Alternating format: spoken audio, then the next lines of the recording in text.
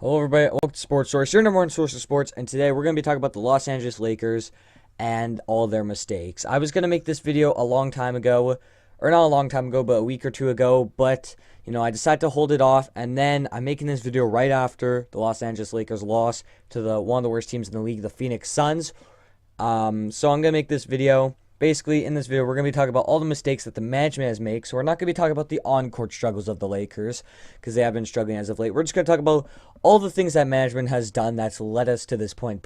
And I've assembled a really lengthy list of just stuff that the Lakers management has done that has been questionable and that hasn't really worked out so far and probably won't work out. And I'm trying to prove a point that the Lakers have one of the worst managements in the league. But on the other hand, they did get LeBron, but we're going to be talking about some mistakes they've made now. But before we do that, smash that like button and subscribe for more NBA news and discussions. Without further ado, let's begin the video. So this first mistake here, it was a trade. It was the D'Angelo Russell trade. Now, if you don't already know, they traded D'Angelo Russell and Mozgov for Brook Lopez and a first-round pick. So that first-round pick, lots of people think that turned out to be Kuzma.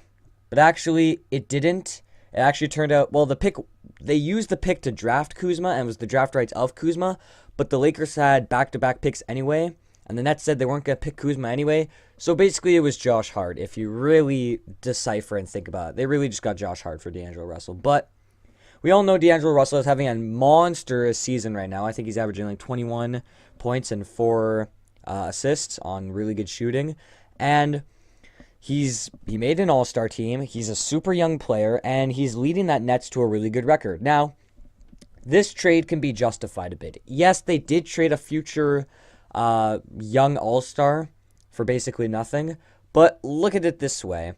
Would D'Angelo Russell be the best fit with this Lakers team, and would he turn out to the player he is today? Now, we all know with LeBron, your numbers tend to dip, and we don't know if D'Angelo would still turn out to be the same player because, A, of LeBron and play style, and I think he really needed that change of scenery because of all the pressure put on him. I mean, you're in LA, you're in a big market, there's so many big expectations put on you. You're a second overall pick in one of the biggest markets, if not the biggest market in the NBA. But, he goes to the Nets and he balls out with no pressure, and he just kills it, and then lots of people are becoming fans of him. But, one reason why I think that this is also bad is because A, he's an all-star. You just trade away an all-star, future all-star. And B, LeBron teams tend to have a scoring guard as the second option. If you look at the Heat with Wade, you look at the Cavs with Kyrie, good LeBron teams seem to do that, or at least formulated ones we have seen so far. And I think that D'Angelo Russell would have been really good next to LeBron. I would have liked to see that, but sadly, we will never see that happen as the Lakers management traded him away for dirt cheap. Now, this next one really, really frustrates me. This is the one that probably frustrates me the most of all of them. And is Julius Randle not even being traded. He signed with the New Orleans Pelicans, so the Lakers basically let him go. Now, as you already know, Julius Randle is having a monstrous season with the Pelicans. He's averaging 20 points, 9 rebounds, 3 assists on 53% shooting. And he is, I think, only 24. He's pretty young. And this first year, he's making $8.6 million. And then in the second year of his contract, he has a player option of $9 million, which he probably won't opt into because he's been balling out this year. And I don't know if he'll take that. He'll probably test the market. But the reason why this is so bad is because, A, he would be a perfect fit next to LeBron and the team they have right now. They don't really have too much centers right now. That's kind of the big thing. They don't really have a big man because they trade them all away. But Julius Randle would be perfect. He's a good playmaker. He's good at setting screens. He could run the pick and roll with Lonzo, Ingram. You need a good big man on this team if you have like 3 playmakers in Lonzo, LeBron, and Ingram. So Randle would be a perfect fit with this team. He's athletic. He could rebound. He could defend. He's a better shooter than all the big men they have. He would just be the perfect player for this team. And what really bugs me is he's only making $8.6 million. You really couldn't sign him for $8.6 million because they're trying to save up for a big free agent. But they haven't even signed anybody yet. So what's the point? And even if you didn't sign anybody, you could have signed him for this season. And then let's say you opt out of that player option with the Lakers. Then you still have his bird rights. So then you could just re-sign him again. So there was no point getting rid of him.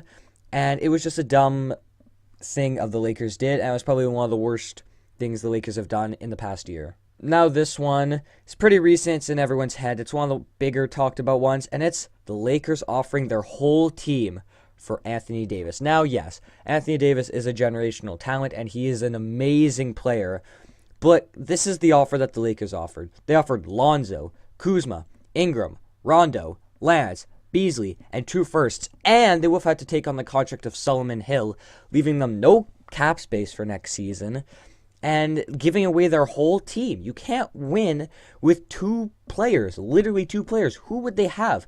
You're giving away both your point guards. It was just a dumb trade offer, and the worst thing about it is it's affecting them on the court right now, as these all Davis trade rumors, they've ruined the team chemistry. So, was it worth it all? No. And thank God the Pelicans didn't accept this offer, because the Lakers would probably be even more screwed than they are right now.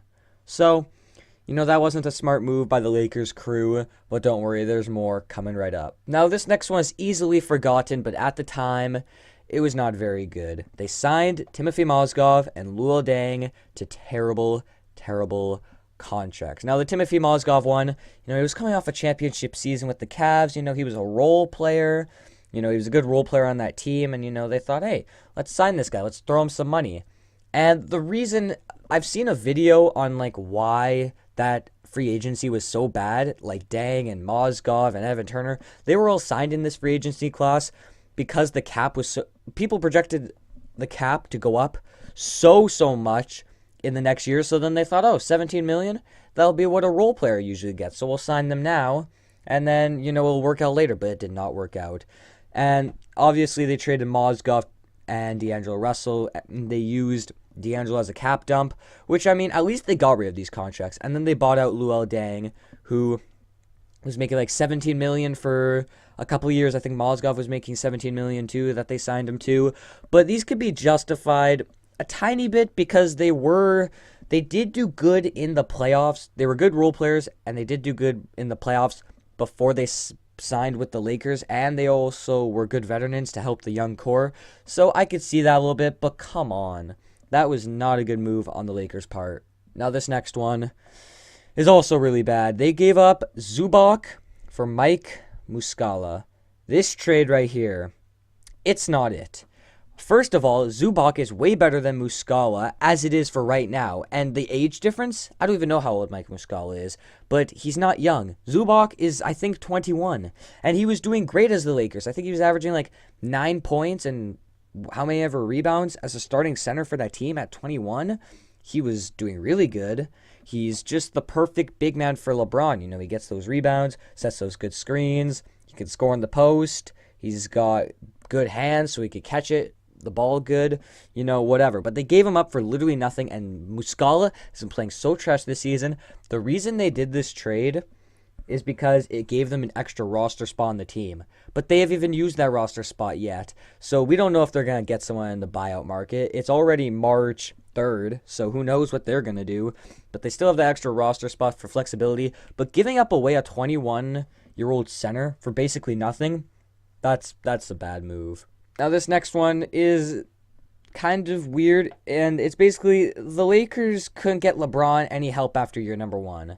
Now, this team, I think that I liked their direction of, keeping the young core together for 1 year and then going from there, but it's clearly not working as they are the 10th seed right now in the West. LeBron has been just not taking ownership for anything. His defense has been bad. The whole team's defense has been bad. And definitely Lonzo's injury has really hurt that team. But let's go back to the topic. Couldn't get LeBron any help after year number 1. So there were a lot of trade rumors that kind of destroyed the team's chemistry, but he didn't make any moves that benefited their team. They made moves, but none of them benefited the team that tried to help LeBron after year number 1. And, you have LeBron for 4 years. So you have 4 chances to try to get LeBron either a championship or, whatever. And you wasted a whole year of having LeBron on what? They're almost 100% going to miss the playoffs. And it's not looking good for them. And if they don't get any help in this free agency class, because next year's free agency class is really, really bad. This year, if they don't sign a free agent, then they're wasting another year of LeBron. And the Lakers, they got to do something quick because they got to keep LeBron happy and they got to promise him a ring. So this next one is kind of minor, but they they drafted Thomas Bryant, I'm pretty sure, in the second round of the 2016 draft. Correct me if I'm wrong. But, he was decent. I actually like Thomas Bryant, and I saw some potential in him. Not as a starting center, but as a nice, bench center, young bench center for the team. And what did they do? They waived him. Not even a trade. They just waived him. Got nothing in return. And then now on the Wizards, I think he's been starting at center for some of the season, and he's been pretty good for them. I think he's averaging like 10 points, 5 rebounds, an assist. I don't know the numbers correctly, but I know he's averaging 10 points and as a starting center for that Wizards team, which is good. Again, another young, good, or not good, another good, young, decent center that they gave away for nothing. Oh, yeah, back to the Randle thing. Randle would also be the perfect small ball big man. He's the perfect small ball big man in the NBA, and he'd be the perfect small ball big man next to LeBron. But anyways, back on topic of Thomas Bryant. Yeah, they let him go for nothing, and that doesn't look so good either. This move isn't really justified by anything. So let's move on to the last one. The last move that the Lakers made, which is very, very controversial. And it is the type of team they surrounded with LeBron. Now, if you look back, there was an interview, I'm pretty sure at the Summer League, on, they were interviewing Magic Johnson. I think it was Chauncey Billups interviewing Magic Johnson. And he was basically asking him, why did you build this? Why did you sign who you signed, basically? Why did you sign Rondo and Lance and all these guys, And his response was basically, they've seen the Warriors team and they want to go the opposite way and beat them the opposite way. And instead of surrounding shooters with their team, which LeBron teams need shooters, because that's the main thing you need with a LeBron team, they surround it with playmakers. And then we'll see what happens, And so you're not going to out Golden State. Everybody's talking about the Lakers don't have shooting. Oh, we got shooting. But we saw all the teams in the playoffs that had shooting, they got beat. Okay, that's right. So let's break it down. Philly had 2 great shooters, but Boston took the shooters out. And who ended up winning? Boston. Okay. And they had a lot of guys that can break defenses down and shoot. And that's why, and they were committed to the defensive end. That's why Boston advanced all the way to the Eastern Conference Finals. And they did that without 2 of their best players out. See, I watched every series. Right. So I built this team based on what happened in the playoff. So, okay. How has that worked for them, huh? I think they're bottom 3 in 3-point percentage. They're, I'm pretty sure, bottom 3 in free throw percentage. It's just not a good look. In 2019, you have to surround your teams with shooters. At least one. How many good shooters are there on the Lakers? Name one. KCP. That's about it. But, Josh Hart's decent. There's decent 3-point shooters, but there's no Kyle Korver or Ray Allen that LeBron has had in the past, and LeBron benefits from that floor spacing. And if you don't have a floor spacer for LeBron, or at least a guy that can defend, this team has been poorly built around LeBron by Magic Johnson and the whole Lakers crew. Thank you for watching. This was a shorter video, but, I want to know what you guys thought of this video, and, what kind of other moves the Lakers have done in the past year that have been bad and negative, because they have not made smart moves, and they are proving that they are one of the worst run teams in the NBA. But what do you guys think? Let me know down in the comment section below, and I'll see you in the next video. Take care, and goodbye.